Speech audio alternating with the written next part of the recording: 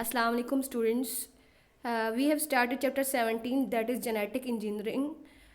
Biotechnology का जो chapter है हम आज उसका जो टॉपिक है that is genetic engineering. Genetic engineering में हम अभी देखेंगे उसकी डेफिनेशन, उसके ऑब्जेक्टिव्स, बेसिक स्टेप्स और उसके अचीवमेंट्स के जेनेटिक इंजीनियरिंग से हमने कौन कौन सी प्रोडक्ट्स बनाई हैं. Okay, first of all how can we define it. Definition is it involves artificial synthesis, modification, removal, addition and repair of genetic material. कि जब हम आर्टिफिशियली आपके पास अपना genetic material that is DNA उसके अंदर कोई भी मॉडिफिकेशन करते हैं, उसके अंदर कोई जीन को रिपेयर करते हैं, किसी जीन को इंसर्ट करते हैं, that is through genetic engineering. Okay, next is the objectives कि what are the objectives of genetic engineering. First of all is the isolation of particular gene for gene therapy. कि जो भी आपने gene जिसकी therapy करनी है, जिसको चाहे आपने रिपेयर करना है, जिसको मॉडिफाई करना है, you have to isolate that. ठीक है, आइसोलेशन मतलब उसको सेपरेट करना है. दूसरा ऑब्जेक्टिव हमारे पास ये है कि production of RNA and protein molecules. इसके थ्रू हम आरएनए भी बना सकते हैं और प्रोटीन्स भी बना सकते हैं. तीसरा हमारे पास ऑब्जेक्टिव ये है कि इसके थ्रू हम क्या करते हैं, कुछ एंजाइम की इम्प्रूवमेंट कर सकते हैं, कुछ ड्रग्स की या कुछ ऑर्गेनिक केमिकल्स हैं जिनको हम बनाते हैं उनको हम मॉडिफाई कर सकते हैं. And the fourth objective is the production of variety of plants and desirable characteristics. कि हमें कोई प्लांट्स हैं जिसकी वेराइटीज़ या जिस हमें बहुत ज़्यादा उसके करेक्टर्स पसंद हैं तो we can artificial synthesize through genetic engineering. And the fifth objective is the treatment of genetic defects in higher organisms. कि कोई भी हायर ऑर्गेनिज्म के अंदर जेनेटिक डिफेक्ट है, चाहे उसके कोई जीन जो है वो डिफेक्टेड है, ठीक है, कोई आपके पास कोई भी उसके अंदर डिफेक्ट आ रहा है तो वी कैन रिपेयर दैट. उसको जो डिफेक्ट है उसको हम इजीली क्या कर सकते हैं, ट्रीट कर सकते हैं. ओके, नेक्स्ट हमारे पास है that are the basic steps of genetic engineering. Basic step क्या है कि हम सबसे पहले जब जेनेटिक इंजीनियरिंग करते हैं, कोई भी हमने प्रोडक्ट बनानी है वो हम कैसे बनाते हैं, व्हाट आर द स्टेप्स. तो first step is the isolation of gene of interest. कि जो जीन हमने क्या करना है, कल्चर करना है, जिसको हमने मॉडिफाई करना है, जिसकी हमने सिंथेसिस करनी है, सबसे पहले उसको हम सेपरेट करें. ठीक है, हाउ इज ये हम कैसे करेंगे कि सबसे पहले जो जेनेटिक इंजीनियर है he has to identify the gene of interest. पहले वो जीन ऑफ इंटरेस्ट को आइडेंटिफाई करेगा, देन वो क्या करेगा कि उस जीन को आपके पास जो है वो सेपरेट करेगा. अब सेपरेशन कैसे होगी, फॉर एग्जांपल आपने अपना ब्लड्स ले लिया और ब्लड के अंदर जो सेल्स हैं, क्योंकि आपको पता है हर सेल के अंदर डीएनए होता है, तो आपके पास जो ब्लड सेल्स होंगे उससे हम क्या करेंगे, उसके अंदर हम एंडोन्यूक्लियस एंजाइम डालेंगे. रिस्ट्रिक्शन एंडोन्यूक्लियस एंजाइम क्या करेंगे, वो आपके पास डीएनए को कट करेंगे, उसका जो रिक्वायर्ड सेगमेंट है उसको ब्रेक डाउन करेंगे और इस तरह हमारे पास क्या होगा, जो जीन ऑफ इंटरेस्ट है वो आपके पास आइसोलेट हो जाएगा, सेपरेट हो जाएगा. The second step is the insertion of gene into the vector. अब जो हमने जीन ऑफ इंटरेस्ट सेपरेट किया है डीएनए से, उसको हमने क्या करना है, we have to transfer into the host. हमने उसको किसी होस्ट के अंदर डालना है ताकि उसकी रेप्लिकेशन हो सके. लेकिन वो होस्ट के अंदर कैसे जाएगा, उस थ्रू अ व्हीकल. एक ट्रांसपोर्ट मटेरियल हमारे पास है जिसको हम क्या बोलते हैं, that is called as a vector. अब यहाँ पे हम क्या करेंगे, वेक्टर सेलेक्ट करेंगे. वेक्टर क्या करेगा कि उस जीन ऑफ इंटरेस्ट को क्या करेगा, कैरी करेगा होस्ट के अंदर. अब वेक्टर क्या है, वेक्टर में बी अ प्लाज्मिड और इट में बी अ बैक्टीरियोफेज. प्लाज्मिड क्या है, एक सर्कुलर डीएनए होता है बैक्टीरियम के अंदर, या वो वेक्टर के तौर पे यूज़ होता है, या फिर बैक्टीरियोफेजेस वायरसेस हैं वो एज अ वेक्टर यूज़ होती हैं.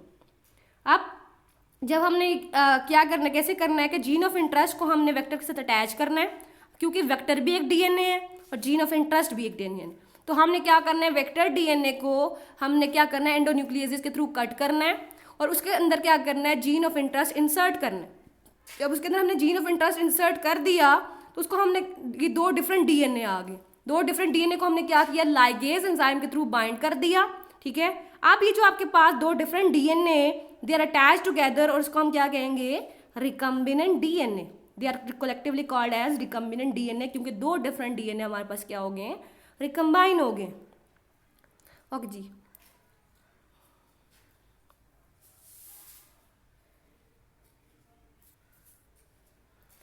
उसके बाद हमारे पास थर्ड स्टेप है that is the transfer of genetic DNA into the host organism.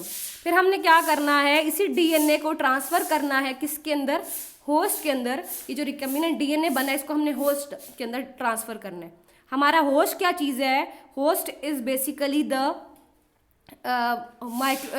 Bacterium यहाँ पे क्या है, एज अ होस्ट यूज हो रहा है, जो क्या करेगा, इस रिकम्बिनेंट डीएनए को कैरी करेगा। और जब हम क्या करेंगे, ये रिकम्बिनेंट डीएनए बैक्टीरियम के अंदर डालेंगे, तो bacterium has become the modified organism. Bacteria क्या बन गया है, वो जीएमओ बन गया है, क्योंकि उसके अंदर एक तो अपना डीएनए है और इसके अंदर एक फॉरेन डीएनए, फॉरेन मतलब दूसरे ऑर्गेनिज्म का डीएनए, तो it has become as a GMO, genetically modified organism. Then उसके बाद क्या होता है कि आपका जो जीएमओ है वो आपके पास क्या करेगा, उसकी ग्रोथ होगी। The GMO are provided suitable culture medium for growth as much copies of the gene of interest are needed. फिर वो जो जीएमओ का वो ग्रो करेगा और उसकी हम कल्चर करते जाएंगे। देन जो जो आपके पास जीएमओ ग्रो करेगा, तो हमारा फिफ्थ स्टेप जो होता है, that is the expression of the gene. जब आपके पास जीएमओज ग्रो करते जाएंगे, आपको पता है कि हर 20 मिनट के बाद आपका जो बैक्टीरियम होता है वो 2 में डिवाइड हो जाता है। Then after 40 minute it will become 4, ठीक है। देन आफ्टर 20 मिनट्स अगेन, मतलब 1 घंटे के बाद आपकी जो बैक्टीरियम 4th है वो 8 हो गए। इसी तरह बैक्टीरियम की रेप्लिकेशन होती रहती है। तो आपका जो जीन ऑफ इंटरेस्ट है वो भी क्या होता है, खुद को एक्सप्रेस करता रहता है। फाइनली जब आपके पास जीन ऑफ इंटरेस्ट एक्सप्रेस हो गया, then we have to isolate our gene of interest. अब आइसोलेट कैसे करेंगे कि जो आपके पास आपने बैक्टीरियम की कॉलोनी कल्चर की ये जीएमओज बनाए हैं, उसके अंदर आपने एंटीबायोटिक डाल देनी है। वो जो एंटीबायोटिक होगी वो क्या होगी कि वो बैक्टीरिया को किल कर देगी। लेकिन जो हमारा जीन ऑफ इंटरेस्ट है वो क्या है, that is the antibiotic resistant. वो एंटीबायोटिक रेजिस्टेंट होता है और उसको जीन ऑफ इंटरेस्ट जो है वो जो जीन ऑफ इंटरेस्ट है वो एंटीबायोटिक रेजिस्टेंट है, और एंटीबायोटिक उसको आपके पास डिस्ट्रॉय नहीं करती। इस तरह बैक्टीरियम सारे डिस्ट्रॉय हो गए, और उस बैक्टीरियम में से हम क्या करेंगे, अपनी जो प्रोडक्ट है उसको आइसोलेट कर देंगे। ओके, ये था हमारे पास जेनेटिक इंजीनियरिंग के बेसिक स्टेप्स कि हमारे पास जेनेटिक इंजीनियरिंग है वो 5 स्टेप्स में होती है। सबसे पहले हम जीन ऑफ इंटरेस्ट को आइसोलेट करते हैं, देन उसको हम वेक्टर के अंदर इंसर्ट करते हैं। फिर आपके पास वेक्टर के अंदर जैसे जब वो इंसर्ट किया उसके बाद वो हम उसको होस्ट के अंदर ट्रांसफ़र करते हैं। जब उसके अंदर हमने होस्ट के अंदर ट्रांसफ़र किया तो उसको हमने नाम दे दिया जीएमओ। फिर जीएमओज की ग्रोथ होती रहती है। उसके बाद आपका जीन ऑफ इंटरेस्ट है वो भी एक्सप्रेस करता रहता है। Then finally we will get the required product. Okay, next हमारे पास है जी, व्हाट इज द अचीवमेंट या एप्लीकेशंस ऑफ जेनेटिक इंजीनियरिंग के। जेनेटिक इंजीनियरिंग के थ्रू हमने क्या क्या अचीव किया है। First one is the insulin production. हमने क्या किया है कि हमने आपके पास जो जेनेटिक इंजीनियरिंग के थ्रू क्या किया है, इंसुलिन की प्रोडक्शन की है। इंसुलिन बेसिकली ह्यूमन जीन है जो क्या करता है, इंसुलिन बनाता है, जो कि आपके पास ग्लूकोज के लेवल को ब्लड के अंदर कम करता है। अब जब अगर कोई पेशेंट है उसके अंदर क्या हो रहा है कि जो इंसुलिन बनाने वाला जीन है वो डिफेक्टिव हो गया है, ठीक है। तो जब वो डिफेक्टिव हो जाएगा तो आपके पास वो उसकी जो बॉडी है वो इतना इंसुलिन प्रोड्यूस नहीं करेगी कि वो आपके पास ग्लूकागोन हार्मोन को काउंटर कर सके। एज अ रिजल्ट क्या होगा कि जो पर्सन होगा उसके अंदर ग्लूकोज का लेवल बहुत ज़्यादा हो जाएगा और इंसुलिन बहुत कम होगी जो उसको आपके पास कम करेगी। एज अ रिजल्ट वो जीन क्या हो गया, डिफेक्टिव हो गया। अब वो कैसे क्योर करते हैं, हम वो आपके पास ह्यूमन का जीन लेते हैं, उसको हम बैक्टीरियम के अंदर इंसर्ट करेंगे, और बैक्टीरियम के अंदर जब हमने इंसर्ट किया तो बैक्टीरियम के थ्रू हम क्या करेंगे, उस इंसुलिन की प्रोडक्शन करेंगे।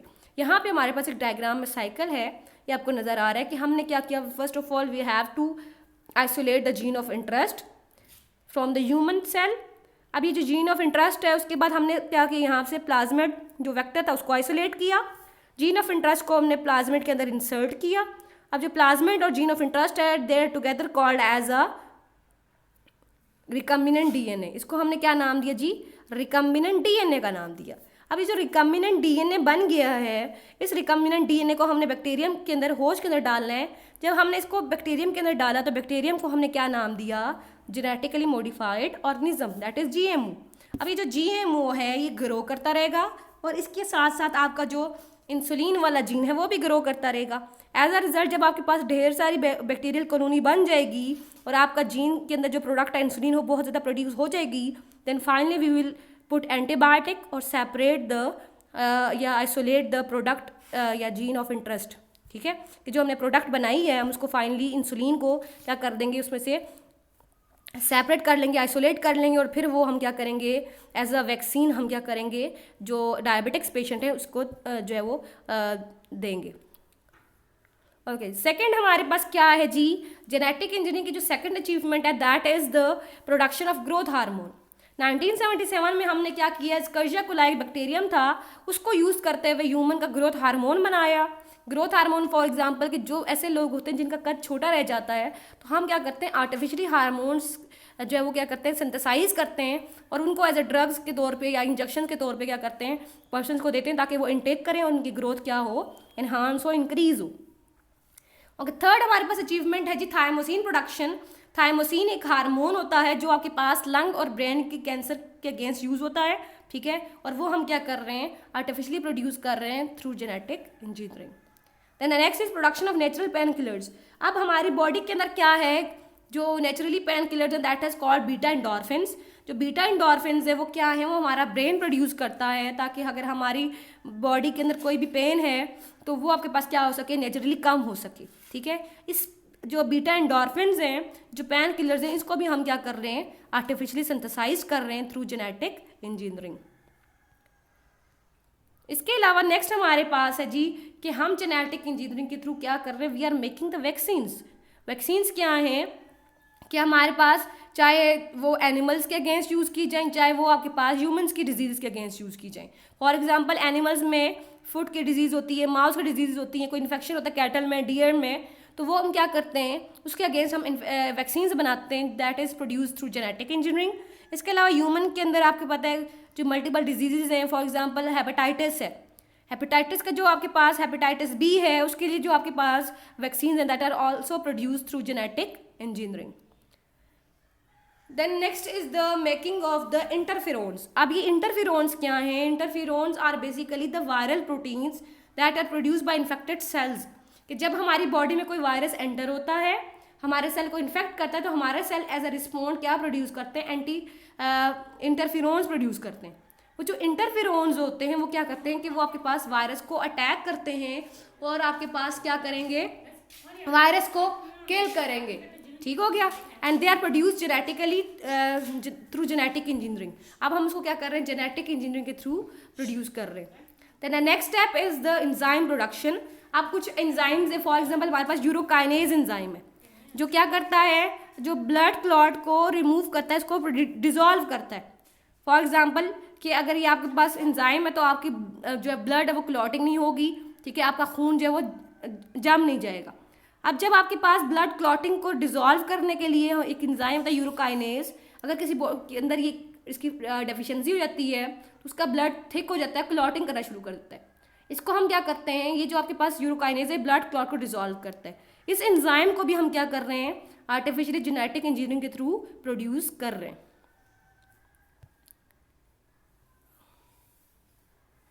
ओके जी, नेक्स्ट हमारे पास है कि जीन थेरेपी। हम क्या करते हैं जी, कोई भी हमारा जो जीन है डिफेक्टेड है, चाहे अभी हमने पढ़ा इंसुलिन बनाने वाला जीन डिफेक्टेड हो गया है, चाहे बहुत सी आपके पास जीन्स होते हैं वो डिफेक्टेड हो गए जो इनहेरिटेड डिजीजेस कॉज कर रहे हैं, जो फैमिलीज टू फैमिलीज रन कर रही हैं, उन जीन को हम क्या करते हैं, जीन थेरेपी के थ्रू रिपेयर कर सकते हैं। और वो कैसे करेंगे, with the help of genetic engineering. For example haemophilia के अगेंस्ट है आपके पास, कोई भी और डिजीज़ है, चाहे डायबिटीज़ है, उसके जीन डिफेक्टिव हो गए तो we have to repair that through gene therapy.